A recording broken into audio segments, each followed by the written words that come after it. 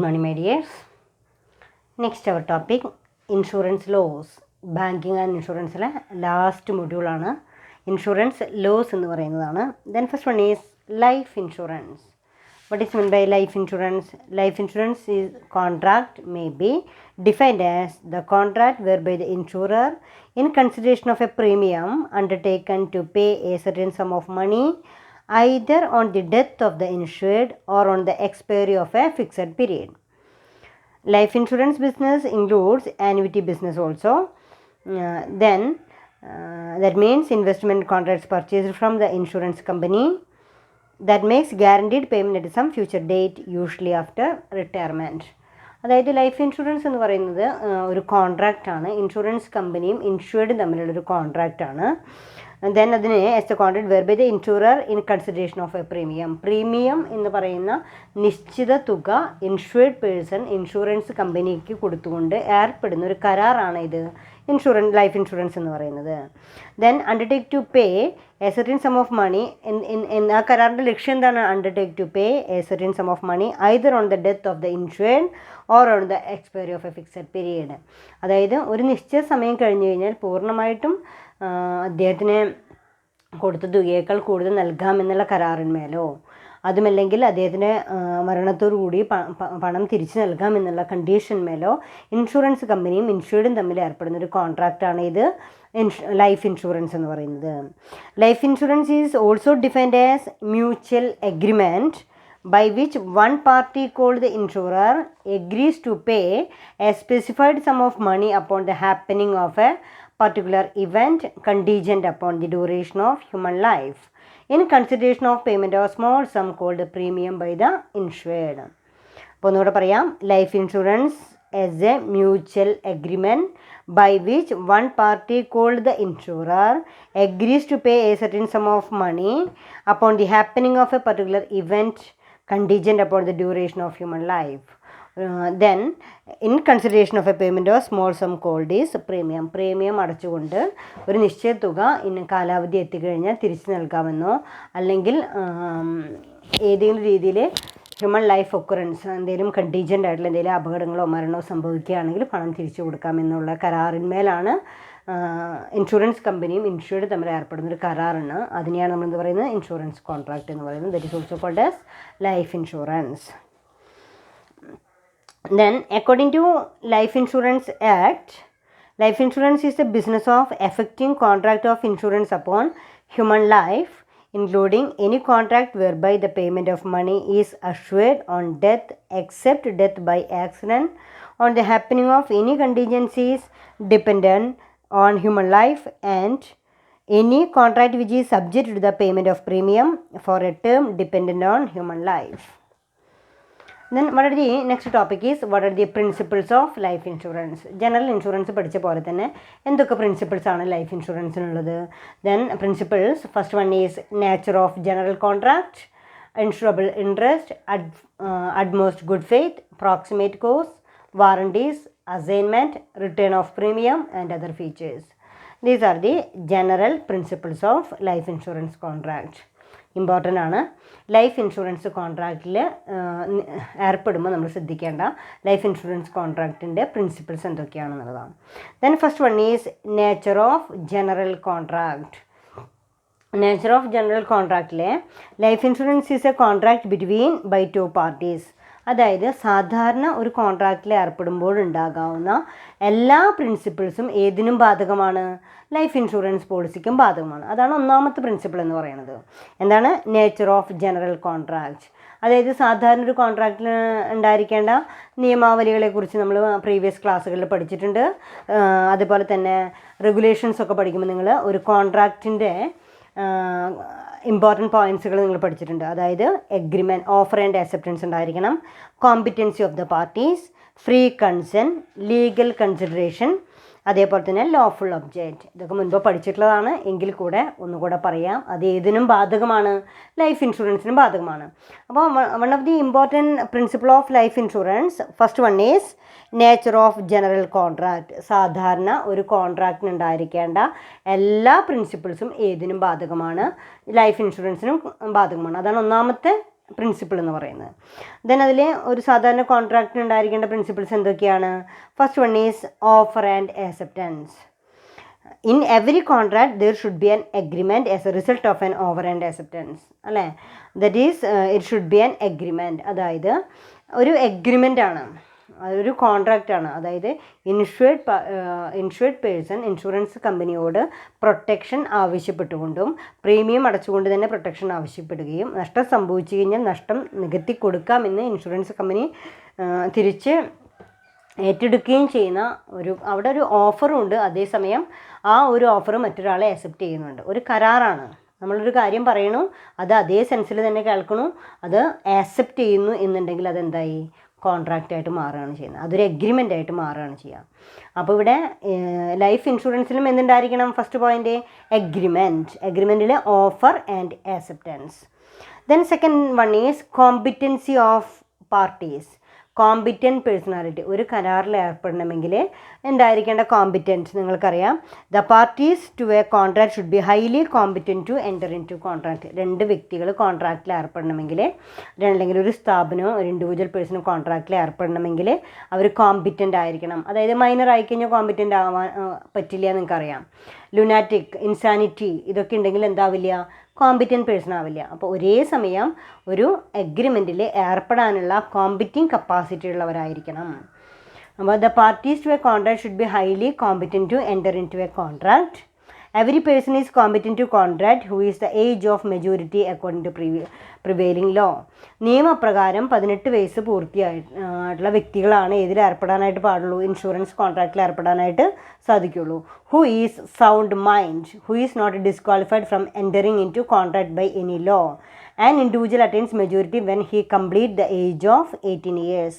A minor cannot enter into a contract and an insurance policy cannot be issued to a minor. Generally, insurer accept the proposal forms completely by the guardians of minors. അല്ലാതെ തന്നെ 18 വയസ്സിന് താഴെയുള്ളൊരു വ്യക്തിയാണ് കരാറിൽ ഏർപ്പെടുന്നതെങ്കിൽ അയാളുടെ guardians ആയിരിക്കണം എന്ത് ചെയ്യേണ്ടത്? അതിൽ സൈൻ ചെയ്തിരിക്കേണ്ടത്. Similarly, life insurance policy cannot be issued in the name of persons of unsound mind. Unsound mind നമ്മൾ പറയാറുണ്ട്, ലുനാറ്റിക് പേഴ്സൺ, ഇപ്പോൾ ഭ്രാന്തമായിട്ടുള്ള ചിന്ത, ശരിയായിട്ടുള്ള മാനസികാവസ്ഥ ഇല്ലാതിരിക്കുക, അങ്ങനെയുള്ളവരുടെ കേസിലൊന്നും എന്തിൽ ഏർപ്പെടാനായിട്ട് പാടില്ല? കോൺട്രാക്റ്റിൽ ഏർപ്പെടാനായിട്ട് പാടില്ല. A contract with an alien enemy is void. അത്തരത്തിലുണ്ടെങ്കിൽ അത് വോയിഡ് കോൺട്രാക്റ്റ് ആയിട്ട് മാറും. Hence an insurance policy cannot be issued in name of an alien enemy. Then that is the second point is competency of the parties. അപ്പോൾ ആദ്യം പറഞ്ഞത് എന്താ? ഒരു general കോൺട്രാക്റ്റിന് ഉണ്ടായിരിക്കേണ്ട എല്ലാ കണ്ടീഷൻസും ഏതിനും ബാധകമാണ്? ലൈഫ് ഇൻഷുറൻസിനും ബാധകമാണ്. Nature of general contract. First point is agreement, that is offer and acceptance. Second one is competency of the parties. The party should be competent to enter into a contract. Then next one is free consent. Free consent എന്ന് പറയുമ്പോൾ ഒരു കരാറിൽ ഏർപ്പെടണമെങ്കിൽ തീർച്ചയായിട്ടും സ്വമേധയാ ഉള്ള സമ്മതമായിരിക്കണം. അത് നിങ്ങൾ വിശദമായിട്ട് പഠിച്ചിട്ടുണ്ട്, റെഗുലേഷൻസിൽ നിങ്ങൾ നന്നായിട്ട് പഠിച്ചിട്ടുണ്ട്. ദെൻ അവിടെ കൊയേഷൻ എന്നൊക്കെ പറഞ്ഞിട്ട് നിങ്ങൾ ചില പോയിൻറ്റ്സ് ഒക്കെ പഠിക്കുന്നുണ്ട്. അൺഡ്യൂ ഇൻഫ്ലുവൻസ് എന്നൊക്കെ പറയുന്ന പോയിൻറ്റ്സ് ആണ്. കാരണം എന്താ വെച്ചാൽ ഫ്രീ കൺസെൻറ്റ് എന്ന് പറയുന്നത് നമ്മുടെ മുകളിലെ വേറൊരാളുടെയും പ്രേരണയില്ലാതെ സ്വമേധയാ കരാറിൽ ഏർപ്പെട്ടിരിക്കണം. എങ്കിൽ മാത്രമാണ് അത് എന്തായിട്ട് മാറുള്ളൂ? വാലിഡ് കോൺട്രാക്റ്റായിട്ട് മാറുള്ളൂ. ചിലപ്പോൾ പറയാതെ തന്നെ ചില ഇൻഫ്ലുവൻസുകൾ ഉണ്ടാവാം. ഇപ്പം നമ്മൾ പാരൻസ് ഇൻഫ്ലുവൻസ് എന്ന് പറയും.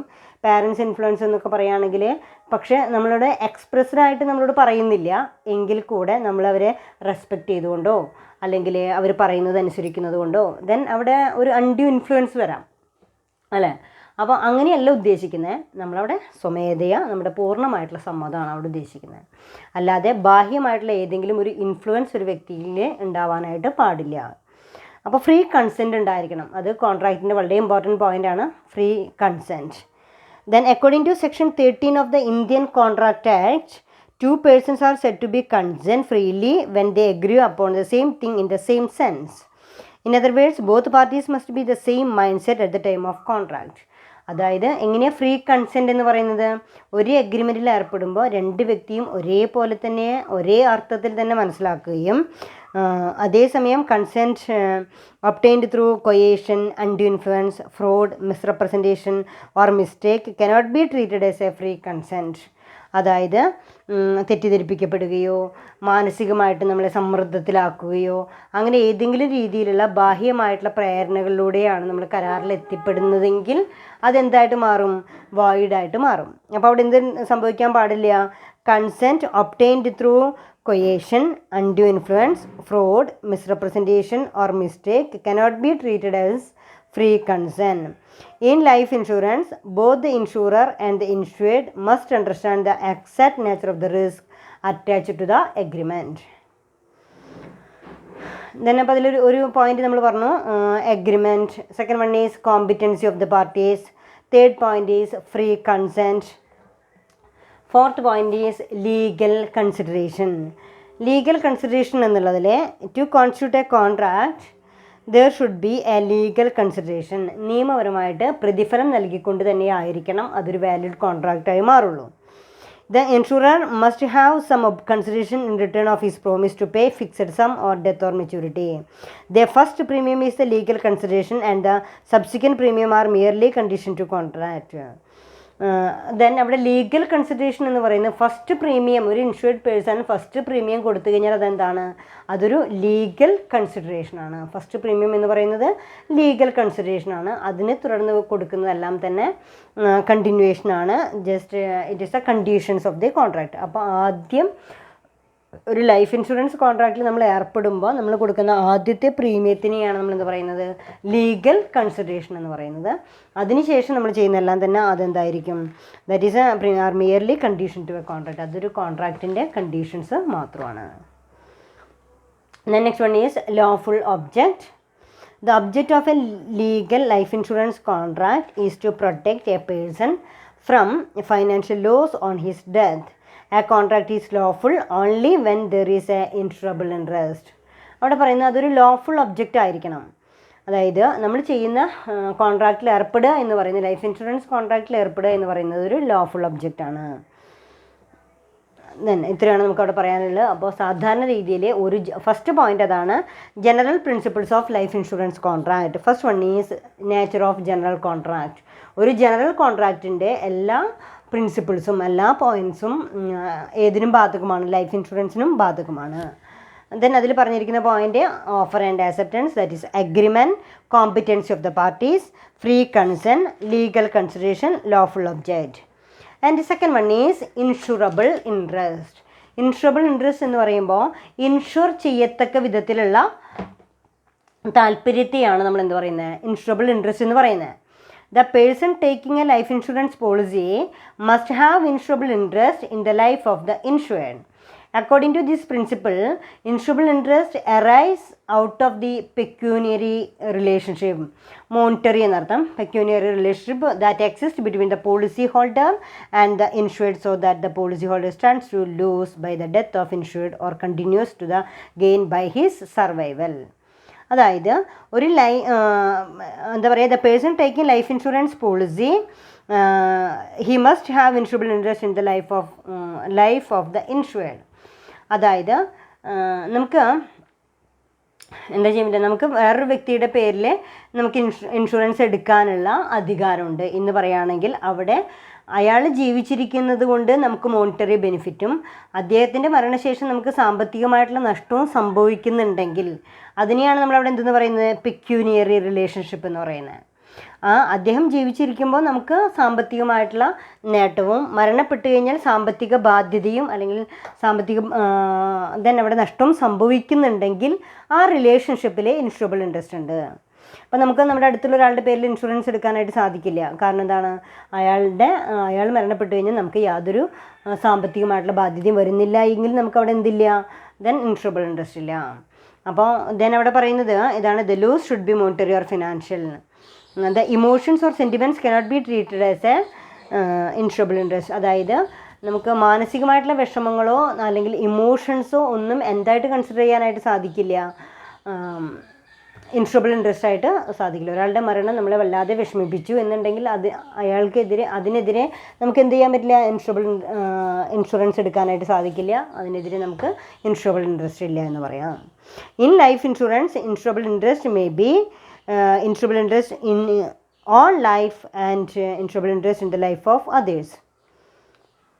ലൈഫ് ഇൻഷുറൻസിൽ 2 തരത്തിലാണ് ഇൻഷുറബിൾ ഇൻട്രസ്റ്റ് ഉണ്ടാവുക. ഒന്ന് അവർ ഓൺ ലൈഫിലും അതുപോലെ തന്നെ മറ്റുള്ള വ്യക്തികളും ഇൻഷുറബിൾ ഇൻട്രസ്റ്റ് ഉണ്ടാവുക. In life insurance insurable interest may be insurable interest in own life and insurable interest on life of others.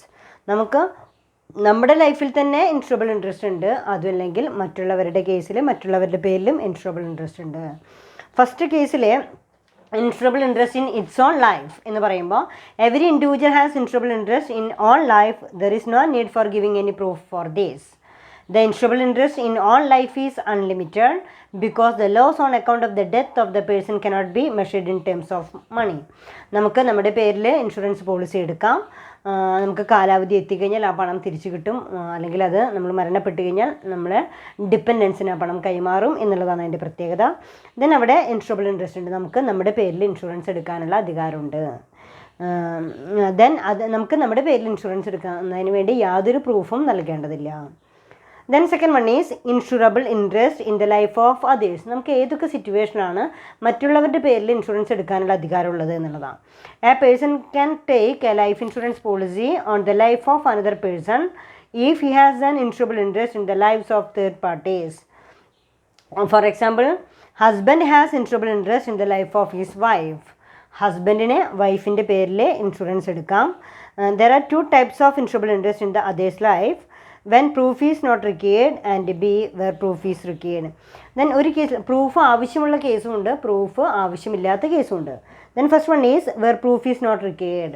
Husband and wife റിലേഷൻഷിപ്പിൽ യാതൊരു പ്രൂഫിൻ്റെയും ആവശ്യമില്ലാതെ തന്നെ അവിടെ ഒരാളുടെ നഷ്ടം മറ്റൊരാളെ സാമ്പത്തിക ബാധ്യതയിലേക്ക് എത്തിക്കുന്നു എന്ന് പറയുന്നത് തീർച്ചയായിട്ടും അവിടെ എന്തുണ്ട്, പെക്യൂനിയറി റിലേഷൻഷിപ്പ് ഉണ്ട്.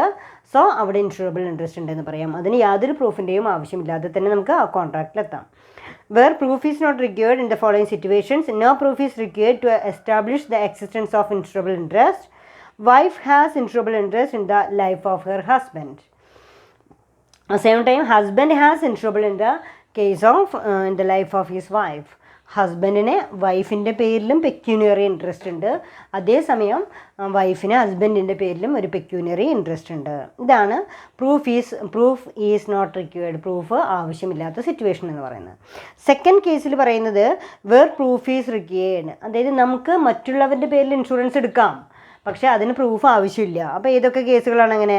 ബിസിനസ് റിലേഷൻഷിപ്പ് ആയിരിക്കും അതിന് സ്വാഭാവികമായിട്ടും അങ്ങനെ വരിക. ബിസിനസ് റിലേഷൻഷിപ്പ് ഉണ്ടാവാം, പേഴ്സണൽ റിലേഷൻഷിപ്പ് ഉണ്ടായിരിക്കാം. ബിസിനസ് റിലേഷൻഷിപ്പിലെ a creditor has insurable interest in the life of his debtor. അതായത് ഒരു ക്രെഡിറ്റർക്ക് ഡെപ്റ്ററിൻ്റെ പേരിൽ എന്തെടുക്കാവുന്നതാണ്? ഇൻഷുറൻസ് കവറേജ് എടുക്കാവുന്നതാണ്. ഒരു 10 ലക്ഷം രൂപ ഒരാൾക്ക് കൊടുത്തിട്ടുണ്ടെങ്കിൽ തീർച്ചയായിട്ടും ആ ക്രെഡിറ്ററെ സംബന്ധിച്ചിടത്തോളം ആ പണം തരാനായിട്ട് ഡെപ്റ്റർ റെസ്പോൺസിബിളാണ്. ആ ഡെപ്റ്റർ മരണപ്പെട്ട് കഴിഞ്ഞാൽ അയാളുടെ 10 ലക്ഷം രൂപയും നഷ്ടപ്പെടും. അപ്പോൾ തീർച്ചയായിട്ടും അവിടെ എന്തുണ്ട്? ഒരു മോണിറ്ററി റിലേഷൻഷിപ്പ് അവിടെ വരുന്നുണ്ട്, പെക്യൂനിയറി റിലേഷൻഷിപ്പ് അവിടെ വരുന്നുണ്ട്. So a creditor can insurable interest in the life of his debtor. ഡെപ്റ്ററുടെ പേരിൽ ഇൻഷുറബിൾ ഇൻട്രസ്റ്റ് ഉണ്ടെന്ന് പറയാനായിട്ട് സാധിക്കും. A trustee has insurable interest in the life of the other trustees. അതായത് ഒരു ട്രസ്റ്റിയെ സംബന്ധിച്ചിടത്തോളം മറ്റുള്ള ട്രസ്റ്റ് മെമ്പേഴ്സിൻ്റെ പേരിൽ ഇൻഷുറബിൾ ഇൻട്രസ്റ്റ് ഉണ്ട്. തീർച്ചയായിട്ടും അവിടെ സാമ്പത്തികമായിട്ടുള്ള നഷ്ടം സംഭവിക്കുമോ എന്നുള്ളതാണ് നമ്മൾ നോക്കുക. Third one, an employer has insurable interest in the life of the key man. അതായത് an employer has insurable interest in the life of a key man, a person whose presence or capital leads to profit. അതായത് നമ്മുടെ കമ്പനിയിലെ എംപ്ലോയർക്ക് then an employer has insurable interest in the life of a key, വളരെ പ്രധാനപ്പെട്ട ഒരു key മാൻ, അയാളുടെ പേരിൽ നമുക്ക് എന്ത് ചെയ്യാം? ഇൻഷുറബിൾ ഇൻട്രസ്റ്റ് ഉണ്ടെന്ന് പറയാം. അയാളുടെ നഷ്ടം ബിസിനസ്സിന് സാമ്പത്തികമായിട്ടുള്ള നഷ്ടം സംഭവിക്കുന്നുണ്ടെങ്കിൽ. Then fourth one is a partner has insurable interest in the life of other partners. ഒരു പാർട്ട്ണറെ സംബന്ധിച്ചിടത്തോളം അവിടെ എന്ത് പറയുന്നുണ്ട്? A partner has insurable interest in the life of other partners. ഒരു പാർട്ട്ണർക്ക് മറ്റു പാർട്ട്നേഴ്സിൻ്റെ പേരിൽ ഇൻഷുർ ചെയ്യത്തക്ക വിധമുള്ള താല്പര്യമുണ്ട് എന്ന് പറയാം. Then fifth one is A surety has insurable interest in the life of principal. ഒരു ഷുവർട്ടിയെ സംബന്ധിച്ചിടത്തോളം ആ പ്രിൻസിപ്പലിൻ്റെ പേരിൽ ഇൻഷുറബിൾ ഇൻട്രസ്റ്റ് ഉണ്ടെന്ന് പറയാം. അപ്പോൾ ഏതൊക്കെ കേസിലാണ് നമുക്ക് ഇൻഷുറബിൾ ഇൻട്രസ്റ്റ് ഉണ്ടെന്ന് പറയാനായിട്ട് സാധിക്കുക? ക്രെഡിറ്റർക്ക് ഡെപ്റ്ററുടെ മേലെ creditor and debtor relationship, trustee and trust members. Then next one is employer and employee എന്ന് പറയുന്നത് a key man in the organisation. The next one is partner has insurable interest in the case of other partners. Then a surety has insurable interest in the case of principal. The next one is personal relationship. Insurable interest may arise out of family relationship of peculiar monetary interest that exists between the policy holder and the insured. For example, a son can insure his father's life only when he is dependent on him. ഇനി father and sun റിലേഷൻഷിപ്പിലെ ഒരു മകന് അച്ഛൻ്റെ പേരിലുള്ള insurable interest എന്ന് പറയുന്നത് ആ കുട്ടി എത്രമാത്രം ഫാദറിനെ ഡിപ്പെൻഡ് ചെയ്ത് നിൽക്കുന്നു എന്നുള്ളതിനെ ആശ്രയിച്ചിരിക്കും. ദെൻ അത്ര വരെ മാത്രമേ ഉള്ളൂ എന്ത് ആ ഒരു റിലേഷൻഷിപ്പ് ഉണ്ടായിരിക്കുന്നത്. Insurable interest must exist at the time of proposal and taking policy but not essential at the time of claim. Insurable interest എന്ന് പറയുന്നത് ലൈഫ് ഇൻഷുറൻസിൻ്റെ കേസിൽ ഇൻഷുറൻസ് എടുക്കുന്ന സമയത്ത് ഇൻഷുറബിൾ ഇൻട്രസ്റ്റ് ഉണ്ടായിരിക്കണം എന്നത് മാത്രമാണ് അതിനുണ്ടായിരിക്കേണ്ട നിബന്ധന. അപ്പോൾ ദെൻ ഫസ്റ്റ് പോയിന്റ് നമ്മൾ പറഞ്ഞു ജനറൽ കോൺട്രാക്റ്റിൻ്റെ എല്ലാ പ്രിൻസിപ്പിൾസും ലൈഫ് ഇൻഷുറൻസിന് ബാധകമാണ്. സെക്കൻഡ് വൺ പറയുന്നത് insurable interest. A person taking life insurance policy must have insurable interest in the life of the insured. Then third point is utmost good faith. Utmost good faith എന്ന് പറഞ്ഞാൽ പഠിച്ചിട്ടുള്ളതാണ് പരസ്പരമുള്ള വിശ്വാസം അല്ലെ. അഡ്മോസ്റ്റ് good faith ഉത്തമമായ വിശ്വാസം, അതാണ് അഡ്മോസ്റ്റ് good faith എന്ന് പറയുന്നത്. ലൈഫ് ഇൻഷുറൻസ് കേസിലെ in life insurance both the insurer and insured should make full disclosure of the material fact to the risk. The material facts are age, income, occupation, residence, habits, health, family history and plan of insurance. There should not be any concealment, misrepresentation, half disclosure and fraud of the subject matter insured.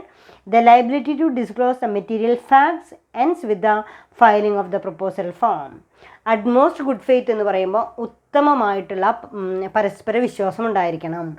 ഒരു രീതിയിലും insurance കമ്പനിയെ തെറ്റിദ്ധരിപ്പിക്കുന്നതായിട്ടുള്ള വിവരങ്ങൾ കൊടുക്കാനായിട്ട് പാടില്ല എന്ന് പറയുന്നതാണ് ഒന്നാമത്തെ condition. അതിൽ അഡ്മോസ്റ്റ് ഗുഡ് ഫെയ്ത്ത്, തെറ്റായിട്ടുള്ള വിവരങ്ങൾ കൊടുക്കുകയോ അത് ശരിയായിട്ടുള്ള കാര്യങ്ങൾ മറച്ചു വയ്ക്കുകയോ ചെയ്യാനായിട്ട് പാടില്ല. അതും ഒരു തരത്തിൽ എന്ത് തന്നെയാണ്, മിസ്റെപ്രസെൻറ്റേഷനാണ്. ശരിയായിട്ടുള്ള കാര്യം ഞാനൊരു ഹാർട്ട് പേഷ്യൻ്റ് ആണ് എന്നുള്ള കാര്യം പറയാതിരിക്കുക എന്ന് പറയുന്നതും അവിടെ എന്താണ്, മിസ്റെപ്രസെൻറ്റേഷനാണ്.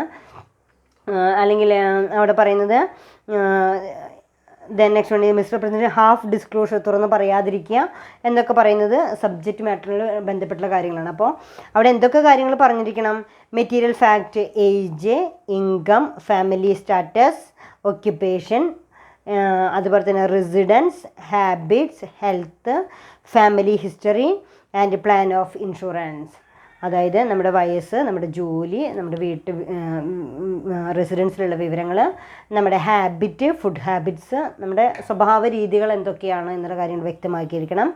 ഫാമിലി ഹിസ്റ്ററി, വേറെ ആർക്കെങ്കിലും എന്തെങ്കിലും അപകട മരണങ്ങളൊക്കെ സംഭവിച്ചിട്ടുണ്ടോ, അല്ലെങ്കിൽ എന്തൊക്കെയാണ് അവരുടെ അസുഖ വിവരങ്ങൾ എന്തൊക്കെയാണ് എന്നൊക്കെ പറയുന്ന family history and plan of insurance, ഏത് തരത്തിലുള്ള പ്ലാനാണ് നമ്മൾ കൊടുത്തിരിക്കുന്നത്.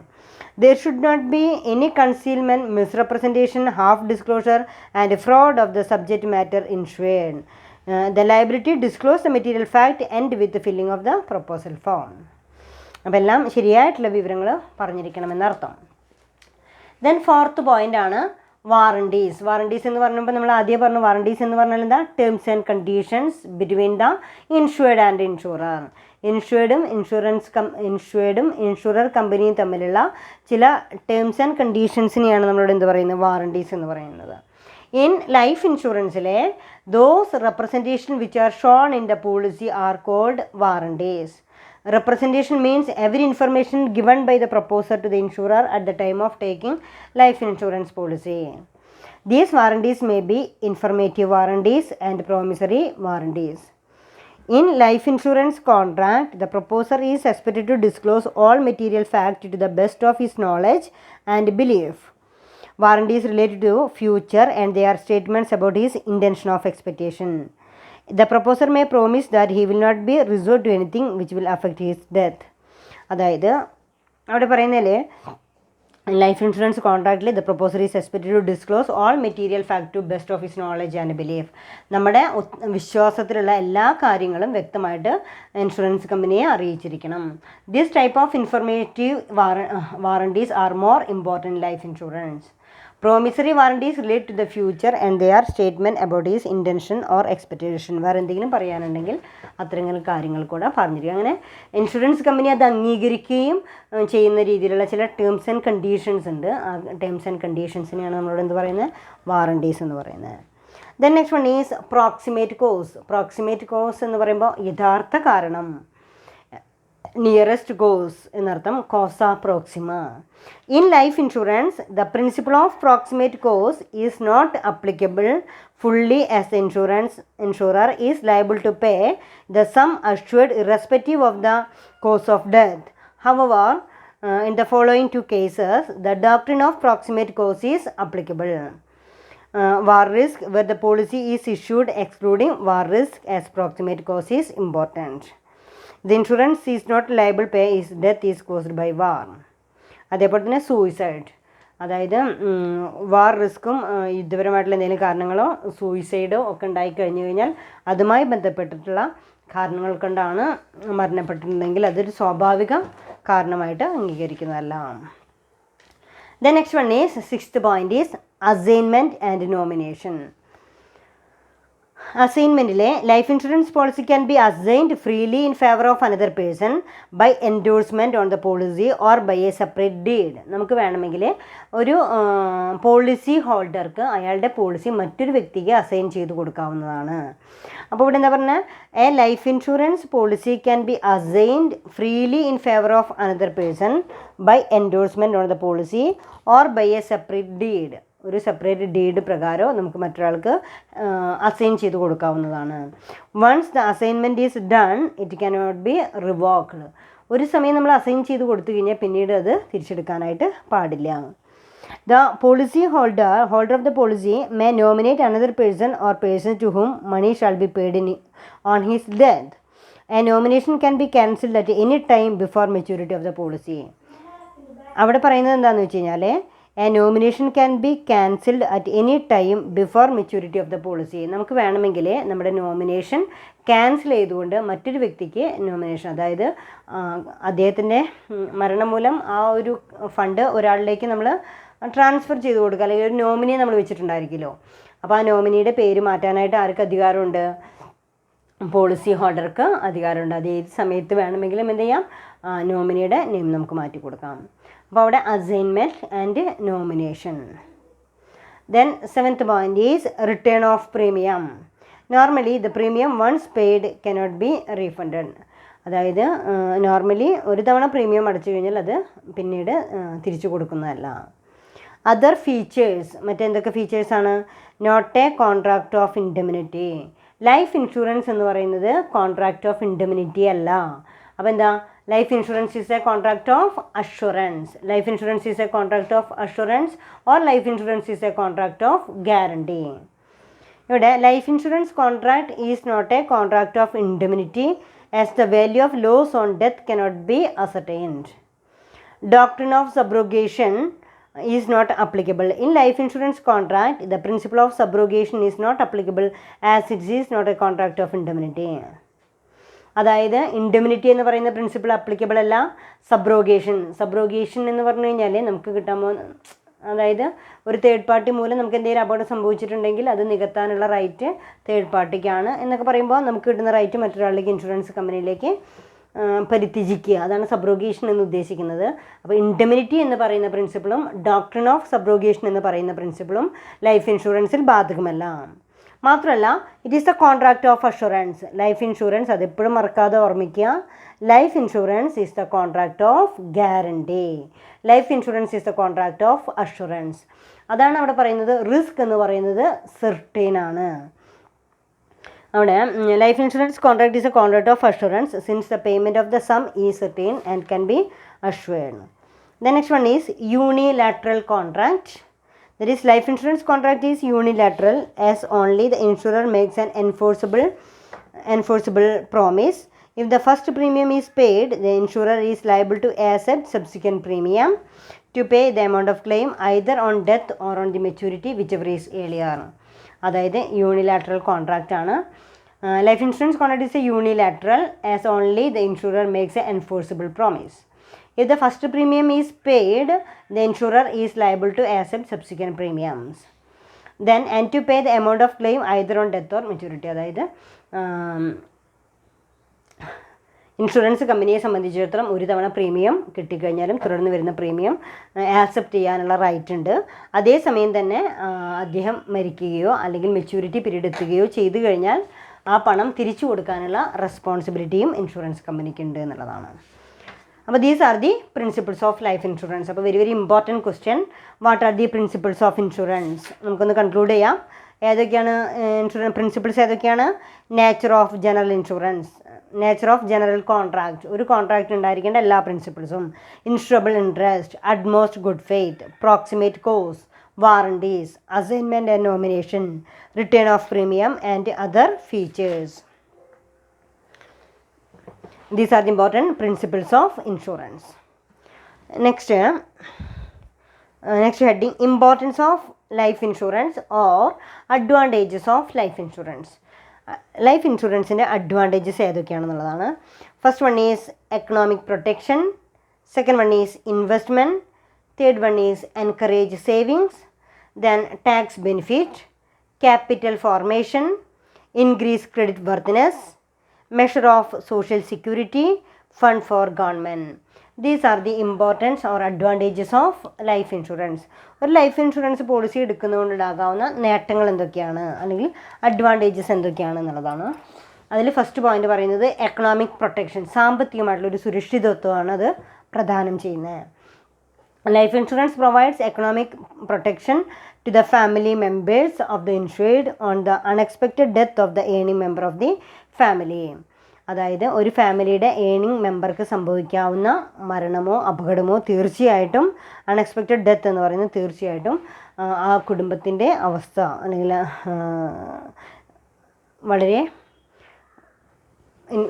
എന്താ പറയുക, കുടുംബത്തിൻ്റെ അവസ്ഥ വളരെ കാര്യമായിട്ട് തന്നെ അതിനെ ബാധിക്കും എന്നതുകൊണ്ട് തന്നെ എക്കണോമിക് പ്രൊട്ടക്ഷൻ, അതിൽ നിന്ന് അവർക്കുള്ള സാമ്പത്തിക ഭദ്രത ഉറപ്പുവരുത്താനായിട്ട് ലൈഫ് ഇൻഷുറൻസിന് കഴിയുന്നു. ദെൻ അവിടെ പറയുന്നത് ഇത്രയേ ഉള്ളൂ, life insurance provides economic protection to the family members. Second one is it is one of the important feature is nature is that is investment. Life insurance എന്ന് പറയുന്നത് എക്കണോമിക് പ്രൊട്ടക്ഷനേക്കാളും ഉപരിയായിട്ട് നമ്മൾ ഉദ്ദേശിക്കുന്നത്, നമ്മളത് എന്താണ് പറയുന്നത്, അതൊരു ഇൻവെസ്റ്റ്മെൻറ്റ് കൂടിയാണ്. Life insurance is an assured and safe form of investment. As a consideration for the premium paid during the agreed policy, the insured gets the assured sum along with bonus on maturity of the policy. അതൊരു investment ആയിട്ട് നമ്മൾ consider ചെയ്യുന്നു. The next one is encourage savings. Saving ഹാബിറ്റുകളെ ഒന്നുകൂടെ encourage ചെയ്യുന്നു. Payment of premium at a regular interval is a compulsory savings of the people, particularly to the regular income earning people. In many cases, employers are authorized to deduct the premium amount and pay only the balance amount to the employees. First one is economic protection, second one is investment, and third one is encourage savings. Then next one is tax benefit. Life insurance policies is deductible expenses under section 80 of the Income Tax Act. Income tax act 80 പ്രകാരം അതൊരു deductible source of income ആയിട്ടാണ്, deductible expense ആയിട്ടാണ് ഇതിനെ കാണിക്കുന്നത്, life ഇൻഷുറൻസിനെ കാണിക്കുന്നത്. Hence to the extent of the premium paid, the taxable income of the policy holder gets reduced. Then fifth point is capital formation. Then capital formation, insurance company ജനങ്ങളുടെ കയ്യിൽ നിന്ന് investment അല്ലെങ്കിൽ safety security ഒക്കെ ആയിക്കൊണ്ട് life insurance premium collect ചെയ്യുകയും അത് മറ്റ് കമ്പനികളിൽ ഇൻവെസ്റ്റ് ചെയ്യുകയും ചെയ്യുക എന്ന് പറയുന്നത് it is more helpful for capital investment for other companies. So the premium collected by life insurance companies are invested in major project of the country, resulting in capital formation and economic growth. അതിൻ്റെ ഫലമായിട്ട് economic growth then അവിടെ സാമ്പത്തികമായിട്ടുള്ള development ഉണ്ടാകുന്നുണ്ട്, capital ഫോർമേഷന് help ചെയ്യുന്നു. Then increase credit worthiness സാമ്പത്തിക ഭദ്രത, credit worthiness. The life insurance policy is used as a security for raising loans, hence it improves the creditworthiness of the business. Life insurance policy is used as a security for raising loans. നമുക്കൊരു life insurance policy ഉണ്ട്, ഒരു 5 ലക്ഷത്തിൻ്റെയോ 10 ലക്ഷത്തിൻ്റെയോ ഒക്കെ life insurance policies ഉണ്ടെങ്കിൽ തീർച്ചയായിട്ടും അത് വെച്ചുകൊണ്ട് തന്നെ നമുക്ക് ലോൺ എടുക്കാനായിട്ട് സാധിക്കുന്നുണ്ട്. സോ അതൊരു ഇമ്പോർട്ടൻ്റ് ആയിട്ടുള്ള ഡോക്യുമെൻ്റ് ആയിട്ട് കൺസിഡർ ചെയ്യുന്നു. So it increases the credit worthiness. 7th point is measure of social security. From the point of society, life insurance is very important. The lump sum received on maturity of the policy can be used for education, marriage, house construction, etc. Hence life insurance is a measure of social security. അതായത് സൊസൈറ്റിയെ സംബന്ധിച്ചിടത്തോളം life insurance വളരെ important ആണ്. The lump sum received on maturity of the policy can be used for, നമുക്ക് കിട്ടുന്ന മുഴുവൻ തുകയും നമ്മുടെ എഡ്യൂക്കേഷനായിട്ടുള്ള ആവശ്യങ്ങൾക്ക് വേണ്ടിയിട്ടോ മാരേജ്, ഹൗസ് കൺസ്ട്രക്ഷനൊക്കെ വേണ്ടി നമ്മൾ ഉപയോഗപ്പെടുത്തുന്നു. Hence life insurance is a measure of social security. Then next one is fund for government. ഗവൺമെൻറ്റിനുള്ളൊരു ഫണ്ടായിട്ട് കൺസിഡർ ചെയ്യാം. Life insurance provides a long term fund to the government for infrastructure development. The LIC has contributed crores of rupees to various infrastructure development schemes of the government. അതായത് ഗവൺമെൻറ്റിനുള്ളൊരു ഫണ്ടായിട്ട് ഏത് consider ചെയ്യാറുണ്ട്, life insurance fund ഉപയോഗപ്പെടുത്താറുണ്ട്. അവിടെ പറയുന്നത് life insurance provides long term fund to the government for infrastructure development. In fact, LIC contributed crores of rupees to various infrastructure development of scheme of the government. ഗവൺമെൻറ്റിൻ്റെ infrastructure development സ്കീമിലേക്ക് കോടിക്കണക്കിന് രൂപ life insurance company contribute ചെയ്യപ്പെടുന്നുണ്ട്. These are the advantages of life insurance policies. അപ്പോൾ എന്താണ് life insurance policy നോക്കാം. Importance of life ഇൻഷുറൻസിലെ economic protection, investment, encourage savings, tax benefit, capital formation, increased credit worthiness, measures of social responsibility or measures of social security and fund for government. ഒന്നൂടെ പഠിച്ചിട്ടുണ്ടാവും. What are the advantages of life insurance. Life insurance കൊണ്ടുണ്ടാകാവുന്ന നേട്ടങ്ങൾ എന്തൊക്കെയാണ്? Economic protection, investment, encourage savings, tax benefit, capital formation, increased credit worthiness, measures of social security, fund for government.